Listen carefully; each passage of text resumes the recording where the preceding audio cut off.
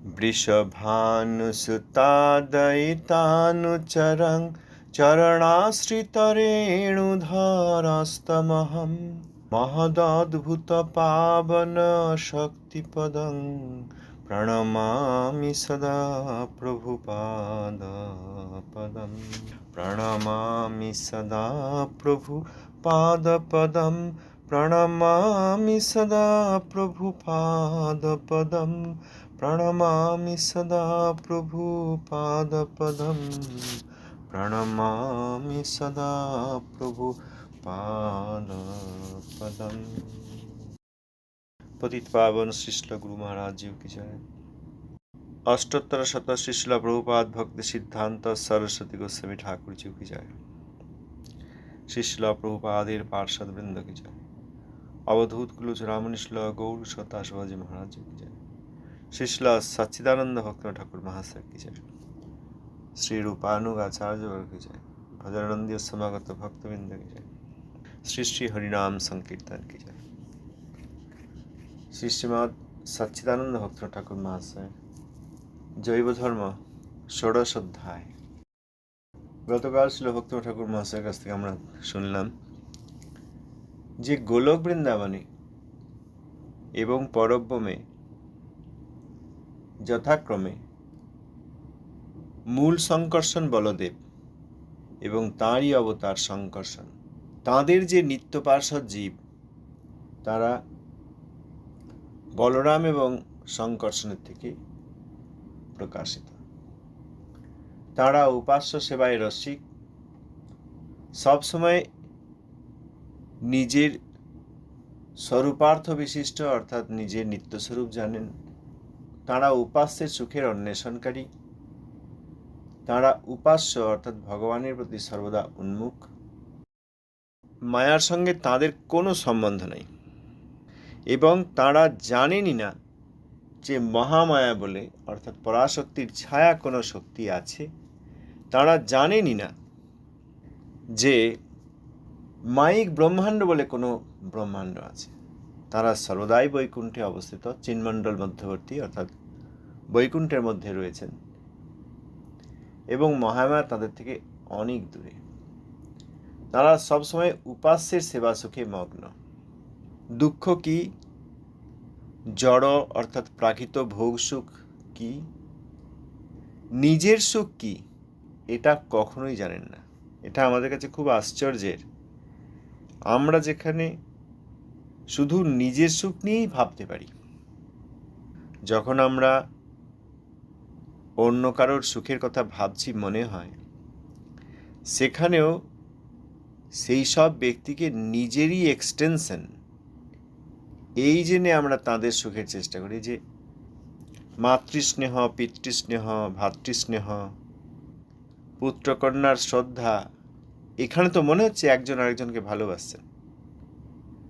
বাবা সন্তানদের ভালোবাসছেন, মা সন্তানকে ভালোবাসছেন, স্বামী স্ত্রীকে ভালোবাসছেন, স্ত্রী স্বামীকে ভালোবাসছেন,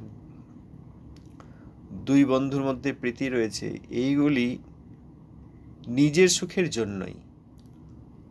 তাহলে অন্য কারো কষ্টে আমরা সেখানে দুঃখ পাই কেন? সেখানে নিজের এক্সটেনশন দেখি। আমার সন্তান আমার শরীর থেকে জাত, অতএব আমার শরীরকে কষ্ট দিলে যেমন কষ্ট হবে সেই রকম আমার সন্তানকে কষ্ট দিলেও তার কষ্ট হবে, অতএব আমার কষ্ট হবে। অর্থাৎ এখানে যে আমরা একে অপরের প্রতি প্রীতি করি সেটিও ওই নিজের এক্সটেনশনের কারণে। এটা বোঝা যায় আমার শরীর সম্বন্ধীয় কোনো ব্যক্তিকে কষ্ট দিলে আমার অসুবিধা হয়, আমার দুঃখ হয়, আমি সেই দুঃখ লাঘবের চেষ্টা করি। কিন্তু সেই রকমই আরেকজন ব্যক্তির কষ্ট হলে আমরা ততটা আঘাত পাই না। আবার কোনো কোনো ক্ষেত্রে অন্য কারো কষ্ট হলেও আমাদের একটু দুঃখ হয়, কারণ সেই দুঃখ আমার বা আমার সম্বন্ধিত ব্যক্তির হলে কি অবস্থা হতো আমার, সেই চিন্তা করে আমরা দুঃখ পাই। বা আমারও এরকম কষ্ট হতে পারে এই চিন্তা করে আমরা ভয় পাই। অতএব সর্বদাই আমরা নিজ সুখ অন্বেষণ করি। এই নিজ সুখ অন্বেষণকারী আমরা বদ্ধজীব কিছুতেই ধারণা করতে পারি না যে ভগবানের সুখের জন্য সর্বদা তাঁরা চিন্তিত, এটা কি করে সম্ভব? এর কি কোনো অর্থ হয়? এই জন্য হরিভক্তিতে আসার অভিনয় করেও আমরা নিজের কোথায় সুখ সেইটা অন্বেষণ করি। এখানেও কীর্তনটি শুনে খুব ভালো লাগলো, আপনার কথা শুনে আমার মনের সব কষ্ট চলে গেল, এই গ্রন্থটি পড়ে আমার মনের সব দুঃখ চলে গেল, আমার দুঃখ চলে গেল, আমার কষ্ট চলে গেল, আমি খুব আনন্দ পেলাম। যে আরেকজন বলছিলেন যে আমার মনে অনেক কষ্ট ছিল, এই গ্রন্থ থেকে শুনে আমার সেসব কষ্ট চলে গেল। এইবার আমি ব্যস্ত হয়ে পড়েছি, আমার পরীক্ষা আছে, বড় পরীক্ষা আছে, এখন আর হরিকথা শুনতে পারব। অর্থাৎ হরিকথা যেন আমার মনের সেবা করে দিল, এখন আর মনের কোনো দুঃখ নাই। এইবার আমি এই মন দিয়ে বাকি জীবনে আমার যা করার দরকার, সেই পরীক্ষা, পড়াশোনা ইত্যাদি আমি করতে থাকবো, সংসার ইত্যাদি করতে থাকবো, অর্থাৎ নিজ সুখ। ভগবানের কথা অপ্রাকৃত বস্তু, উচ্চকোটির বস্তু, উচ্চ স্তরের বস্তু, সে আমাকে সেবা করতে আসবে না, আমি সেবা করব। আমি সেবা করতে গিয়ে দুঃখ পাব, সেবা করতে গিয়ে তথাকথিত যে দুঃখ সেটি পাব। ভক্তগণ বলেছেন, তোমার সেবায় দুঃখ হয় যত, সেও তো পরম সুখ।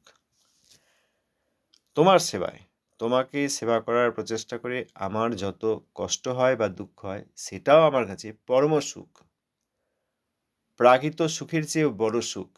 সেবা করতে এসে যদি দুঃখ হয়, সেই দুঃখটি প্রাকৃত সুখের চেয়েও, প্রাকৃত সুখের সঙ্গে তুলনা করা যায় না, পরম সুখ। আমরা কিন্তু সেই ধারণায় এখনো আসতে পারিনি। আমাদের যদি কোনো বিপর্যয় ঘটে, আমরা অনেকেই হরিভক্তি পরিত্যাগ করেছি। তোমার জন্য এত কিছু করলাম, এতবার আরতি করলাম, তোমার নাম গ্রহণ করলাম, তারপরে তুমি আমার এই করলে, এই বলে আমরা প্রভুকে দোষ দিয়ে হরিভজন থেকে সরে যাই। কিন্তু নিত্য জগতের জীবগণ, প্রেমই তাদের জীবন, ভগবত প্রেম, তারা কখনোই নিজ সুখ অন্বেষণ করেন না। আমরা এখান থেকে এই বস্তু যতবারই পড়ি, কিছুতেই অনুধাবন করতে পারবো না। এই কথা বলার পর বাবাজি মহারাজ বললেন যে আমরা কারণোদকসায়ী বিষ্ণুর অংশাংশ, আমরা সেব্য বস্তুর কৃপা লাভ করিনি, চিৎবল লাভ করিনি। এই অবস্থায় আমরা অত্যন্ত দুর্বল, মায়াতে অভিনিবিষ্ট হয়েছি এবং আমরা মায়া ভোগ বাসনা করেছি। সুতরাং আমরা এইখানে বদ্ধ হয়ে গেছি, স্বরূপার্থহীন। অর্থাৎ আমরা যে নিত্য কৃষ্ণ দাস, কৃষ্ণ চিৎসূর্যের বিভিন্নাংশ, অতএব নিত্যই আমরা কৃষ্ণের দাস, এটা আমরা ভুলে গেছি। যেসব জীবাত্মা কারণোদকসায়ী বিষ্ণুর অংশাংশ, কিন্তু বৈকুণ্ঠের দিকে দৃষ্টিপাত করে ভগবানের সেবা করতে চেয়েছেন, তাঁরা সঙ্গে সঙ্গে ভগবত ধামে গিয়ে সেব্যতত্ত্বের কৃপা লাভ করে, চিৎবল লাভ করে ভগবানের ধামে গিয়েছেন। এই কথা শুনে ব্রজনাথ প্রশ্ন করলেন, ব্রজনাথ, প্রভু, তটস্থ স্বভাবস্থিত সন্ধিয়ান হইতে কতগুলি জীব কেন মায়াভিনিবিষ্ট হইল? কতকগুলি বা কেন চিৎজগতে আরূঢ় হইলেন? অর্থাৎ কারণোদকসায়ী বিষ্ণুর বিভিন্নাংশ, কোনো কোনো জীব তাঁরা চিৎজগতে চলে গেলেন, আবার কতকগুলি জীব কেন মায়ার দ্বারা অভিনিবিষ্ট হয়ে মায়িক জগতে এলেন? সেই প্রশ্নের উত্তরে বাবাজি মহারাজ বলছেন, কৃষ্ণস্বরূপের লক্ষণগুলি জীবস্বরূপে অনুরূপে আছে। কৃষ্ণের স্বেচ্ছাময়তার অনুলক্ষণ যে স্বতন্ত্র বাসনা, তাহা জীবের স্বতঃসিদ্ধ। সেই স্বতন্ত্র বাসনার সুব্যবহার করিলে কৃষ্ণ সাম্মুখ্য বজায় থাকে, তাহার অপব্যবহার করিলেই কৃষ্ণ বৈমুখ্য হয় এবং সেই বৈমুখ্যক্রমে মায়াকে ভোগ করিতে চায়। অহং জড়ভোক্তা, এই তুচ্ছ অভিমান আসিয়া তখন স্থান পায়। অবিদ্যা, অস্মিতা প্রভৃতি পঞ্চপর্বা অবিদ্যার গুণ আসিয়া জীবের শুদ্ধ চিৎকণ স্বরূপকে আবরণ করে। স্বতন্ত্র বাসনার সুব্যবহার ও অপব্যবহারই আমাদের মুক্ত হওয়ার ও বদ্ধ হওয়ার একমাত্র হেতু। এখানে যে বললেন পঞ্চপর্বা, অর্থ দিয়েছেন পঞ্চপর্বা অবিদ্যা, তমহ মোহ মহামহ অর্থাৎ মহাতমহ, তামিশ্র অন্ধতামিশ্র, এই 5 প্রকারের অবিদ্যার গুণ। শ্রীল ভক্তি ঠাকুর মহাশয় লিখছেন এই প্রশ্নের উত্তরে যে কিছু জীব বৈকুণ্ঠে গেল আর কিছু জীব এই জগতে মাইক ব্রহ্মাণ্ডে বদ্ধ হয়ে গেল, কারণ কি? সবাই বৈকুণ্ঠে যেতে পারতেন, সবাই মাইক ব্রহ্মাণ্ডে এসে বদ্ধ হয়ে যেতে পারতেন, এবং স্প্লিট কেন হলো, বিভাগ কেন হলো? কিছু জীবের সৌভাগ্য হলো, কিছু জীবের দুর্ভাগ্য হলো, এর কারণ কি? শ্রীল ভক্তনাথ ঠাকুর মহাশয় সেই প্রশ্নের উত্তর দিয়ে এখানে লিখেছেন বাবাজি মহারাজকে কোট করে, যে আমরা যেহেতু চিৎ সূর্য কৃষ্ণের বিভিন্ন অংশ, অতএব কৃষ্ণেরও যে স্বতন্ত্র স্বেচ্ছাময়তা গুণ রয়েছে সেইটার অনুপরিমাণ পেয়েছি।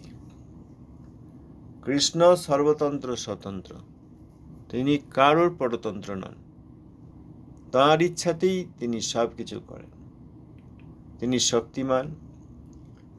তো তাঁর স্বেচ্ছাময়তা আর তাঁর অংশাংশ হওয়ার হেতু আমরা চিৎকণ জীব স্বেচ্ছা বিশিষ্ট, তাঁর সেই স্বতন্ত্রতার অনুমাত্র আমরা পেয়েছি, যেহেতু তাঁর অনু অংশ জীব আমরা বিভিন্নাংশ, তাঁর স্বতন্ত্রতার কিছু অংশ পেয়েছি এবং আমাদের মধ্যে স্বল্প স্বতন্ত্রতা রয়েছে। অর্থাৎ কি করব আমরা এইটা নির্ধারণ করতে পারি। অতএব জীবাত্মার অনুপরিমাণ স্বতন্ত্র বাসনা রয়েছে, এটা স্বতঃসিদ্ধ, এটা কখনো কেউ নিয়ে নিতে পারেন না, ভগবান নিজেও নিয়ে নেন। কোনো জীব যদি আত্মসমর্পণ করেন, যদি বলেন হে হরি তোমার যা ইচ্ছা আমার সেই ইচ্ছা, এইটা বললে তখন কৃষ্ণের ইচ্ছায় সেই জীব কৃষ্ণ সেবা করেন। যতক্ষণ বশ্যতা স্বীকার না করেন ততক্ষণ কৃষ্ণ নিজেও জোর করে সেই বশ্যতা স্বীকার করান না। এই জন্যই আগে শ্রীল ভক্তনাথ ঠাকুর মহাশয় লিখেছেন যে আনুগত্য এবং কৃপার দ্বারা আমাদের মঙ্গল হতে পারে। আমরা যদি অনুগত না হই তাহলে কৃপা পাবো কি করে? কারণ অনুগত না হলেও যদি ভগবান জোর করে কোনো জীবকে তাঁর স্বতন্ত্রতাকে, তাঁর ইচ্ছাকে পরিবর্তন করতে বলেন, তাহলে তিনি স্বতন্ত্র, সামান্য স্বতন্ত্রতা আছে যে জীবের, সেই স্বতন্ত্রতায় হস্তক্ষেপ করছেন। এই স্বতন্ত্রতাই হচ্ছে জীবের চেতন ধর্ম। যদি স্বতন্ত্রতা না থাকতো তাহলে আমরা জড়ো হয়ে যেতাম, মানে একটা পাথরের টুকরো রাস্তায় যদি পড়ে থাকে, কেউ যদি না সরায় সে চিরকাল ওইখানে পড়ে থাকবে, কারণ পাথরটির কোনো ইচ্ছা নাই যে আমি রাস্তার এই পাশে পড়ে থাকবো, না রাস্তার ওই পাশে পড়ে থাকবো, না কারোর ঘরে থাকবো, না পুকুরের জলের মধ্যে থাকবো, বা আকাশে উড়বো, এই ইচ্ছা পাথরের নাই। এই জন্য পাথর হচ্ছে জড়। কিন্তু জীবাত্মার একটা স্বতন্ত্রতা আছে, জীবাত্মা চাইতে পারে আমি ভোগ করব, আমি ভোগী হব, বা আমি ভগবানের সেবা করব। এই স্বতন্ত্রতা, সামান্য স্বতন্ত্রতা তার আছে। এইটাই হচ্ছে জীবের চেতন ধর্ম। এইটি না থাকলে জীবাত্মা ওই পাথরের টুকরোর মতো, তার কোনো ইচ্ছাও নেই, তিনি কিছু করতেও চান না, তিনি কিছু না করতেও চান না। অতএব চেতন ধর্মই থাকতো না।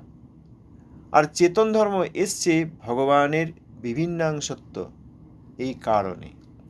অতএব ভগবান স্বয়ং আমাদের চেতন ধর্ম হরণ করেন না, তাহলে তিনি চেতন ধর্মের হন্তারক হতেন। ভগবান চেতন ধর্মের হন্তারক নন। কোনো জীবকে তিনি বলবেন না এই যে তুমি কেন ভোগ করতে চাইছো, তুমি আমার সেবা করো, কখনোই বলেন না।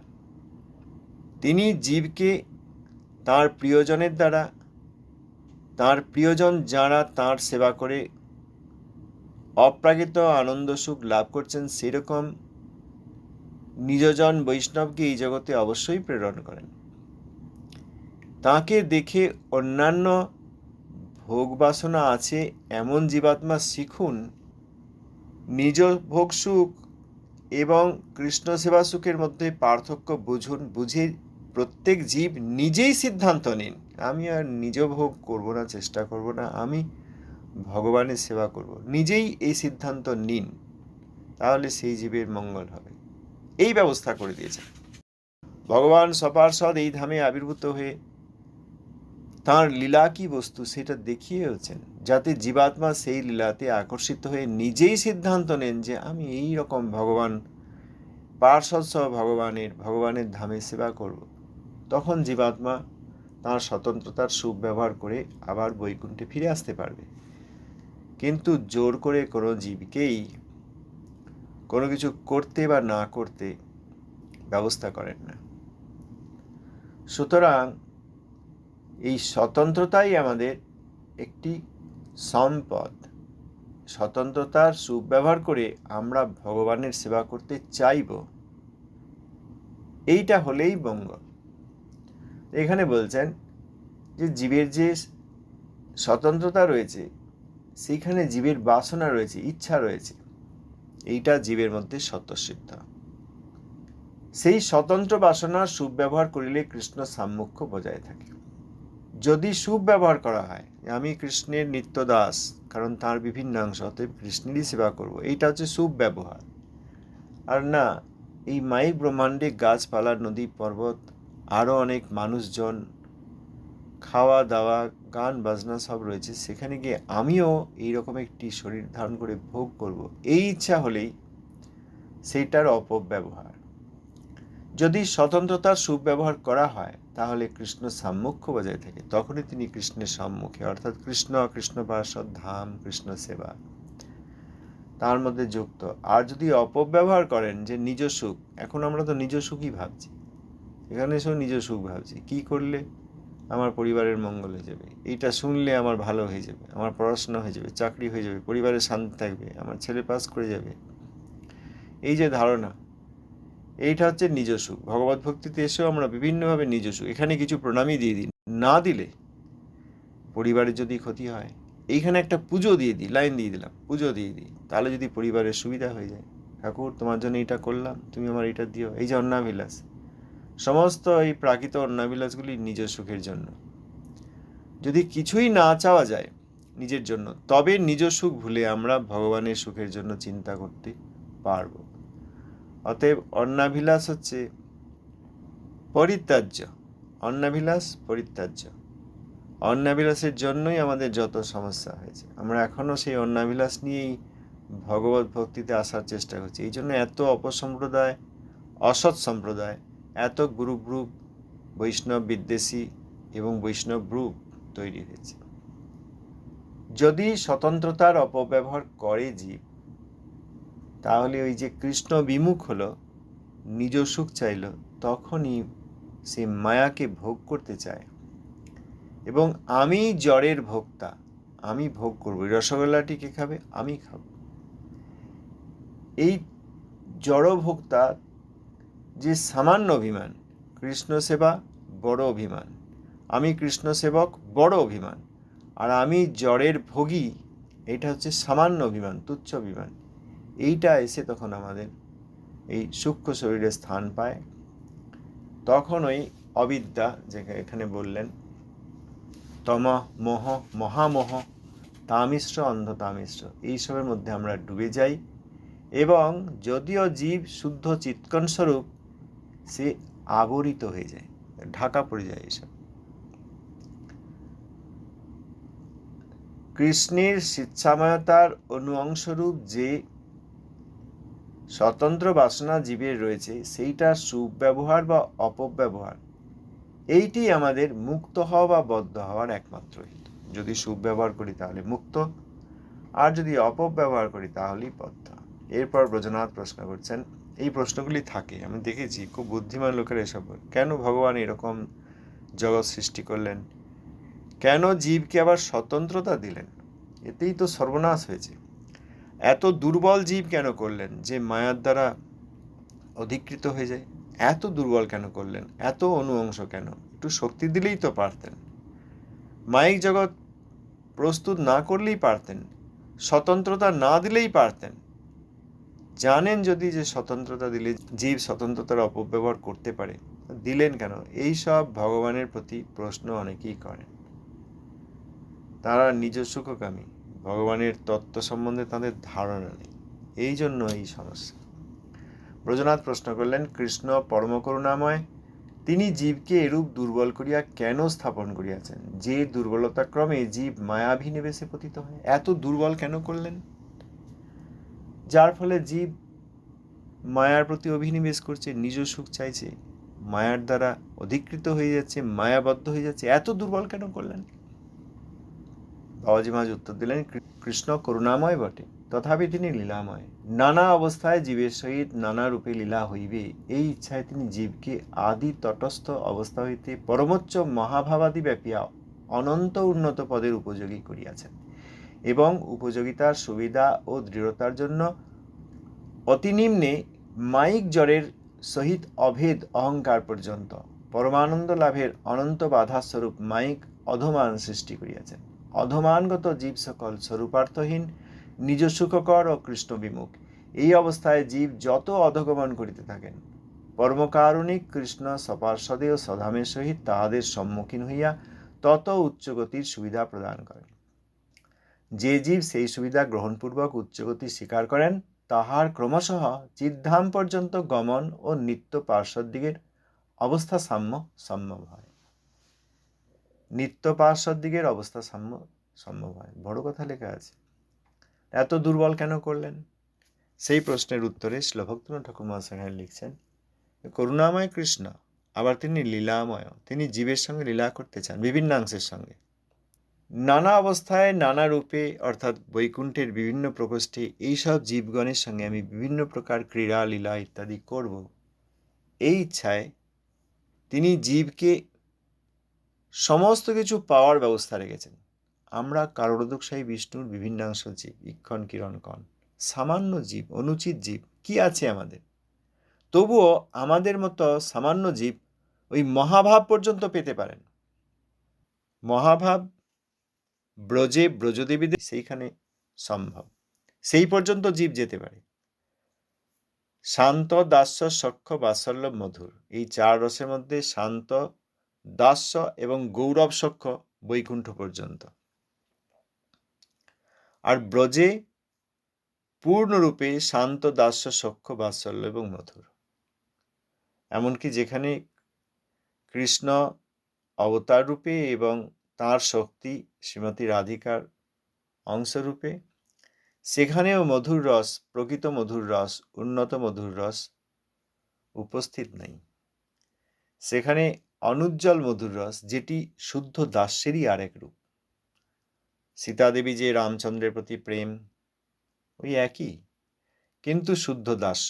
এমনকি দ্বারকায় মহিষীগণ, তাঁদেরও যে কৃষ্ণপ্রীতি, সেখানেও ওই শুদ্ধ দাস্যেরই নামান্তর, কারণ এটি অনুজ্জ্বল মধুর রস। একমাত্র ব্রজে ব্রজদেবীগণ, তাঁদের উন্নত উজ্জ্বল মধুর রস, সেইটি প্রকৃত মধুর রস। সেই মধুর রসে অনেক ব্রজদেবী আছেন, অনন্ত সংখ্যক। তাঁদের বিভিন্ন গোষ্ঠী আছেন, বিভিন্ন জুত আছেন। সেইটা পর্যন্ত পেতে পারে এই কারণোদকশায়ী বিষ্ণুর বিভিন্নাংশ জীব। এই জন্য গৌরসুন্দর নবদ্বীপ লীলায় এসে আরাধ্য ভগবান ব্রজেশ তনয় তদ্ধাম বৃন্দাবনং রম্যা কাচিদুপাসনা ব্রজবধূ বর্গেণ যা কল্পিতা শ্রীমদ্ ভাগবতং প্রমাণমমলং প্রেমা পুমার্থ মহান শ্রী চৈতন্য মহাপ্রভুর মতো মেদং তত্রাদর ন পরাহ। এই বস্তু মহাপ্রভু দিয়েছেন। ব্রজরাজতনয় কৃষ্ণচন্দ্রকে ভজনা করার সুযোগ, ব্রজে কৃষ্ণের ভজনা করার সুযোগ, আর ব্রজদেবীগণ যেভাবে কৃষ্ণের ভজনা করেছেন সেই সুযোগ, এবং ব্রজদেবীগণের মধ্যে শ্রীমতী রাধিকার যুথে স্থান এতদূর পর্যন্ত দান করেছেন। এখানে বললেন যে জীবের সঙ্গে নানা রূপে লীলা হবে, এই ইচ্ছায় তিনি জীবকে আদি তটস্থ অবস্থা হইতে পরবোচ্চ মহাভাবাদি ব্যাপিয়া অনন্ত উন্নত পদের উপযোগী করিয়াছেন। আবার যদি অপব্যবহার করি, তাহলে একবারে তলিয়ে যেতে পারি আমরা, যেটা গিয়েছি এখন বিভিন্নভাবে। এই বদ্ধজীব যতভাবে নিজ সুখের অনুসন্ধান করতে পারে এবং বিপদে পড়তে পারে, সেই প্রমাণই পৃথিবীতেই আছে। অতএব যেমন উন্নত পদের উপযোগী করেছেন এই জীবগণকে, সেরকমই আবার সেই উপযোগিতার সুবিধা ও দৃঢ়তার জন্য অতি নিম্নে মায়িক জড়ের সঙ্গে অভেদ অহংকার পর্যন্ত, এই জগতের আমি একটি অংশ, এই মায়িক জগতের আমি একটি সদস্য, এই দেশের নাগরিক, এই সমাজের বাসিন্দা, এই পরিবারের ব্যক্তি, এবং যত প্রকার জড়ভোগ সম্ভব সেইগুলি আমি করতে পারি। আমি ভোগী, এই অহংকার পর্যন্ত সেই ব্যবস্থাও দিয়েছেন। মহাভাব পর্যন্ত সুযোগ দিয়েও সেই পরমানন্দ লাভের অনন্ত বাধাস্বরূপে এই মাইক জগৎ সৃষ্টি করেছেন। আর সময় হয়ে গেছে, আগামীকাল এই প্যারাগ্রাফ আমরা আবার করতে থাকবো। ধন্যবাদ, প্রণাম। যা কিছু বলার থাকবে বলতে পারেন।